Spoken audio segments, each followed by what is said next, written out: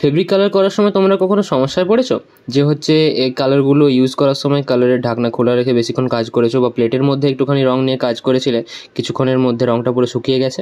তো দেখো আমি এখানে এই যে রঙের কৌটোগুলো আছে এর মধ্যে রং শুকিয়ে গেছে, আমি আর করে দেখালাম, পড়ছে না। তো আমি তাতে অল্প একটু ওই কী বলে জলের স্প্রে থেকে একটুখানি জল দিয়ে দিলাম, ওতে দিয়ে ভালো করে মিক্স করে দেবো। মিক্স করে দিলেই রঙটা আবার আগের মতো হয়ে যাবে, ডাইলুট হয়ে যাবে।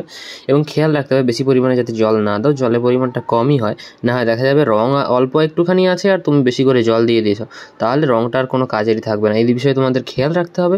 আর এরকম একটা ডান সাইডে আমার জলের স্প্রেটার মতো একটা জলের স্প্রে রাখবে, যখন কৌটোতে বা প্লেটের মধ্যে রঙটা ঢালবে তখন প্রত্যেক 5-10 মিনিটে একবার করে হালকা করে স্প্রে করে দেবে, যাতে কি হয়, যাতে হচ্ছে ওই রঙটা তাড়াতাড়ি শুকিয়ে না যায়। তাহলে বেশ অনেকক্ষণ ধরে তোমরা এই রঙটার উপরে ফেব্রিক কালারের উপরে কাজ করতে পারবে।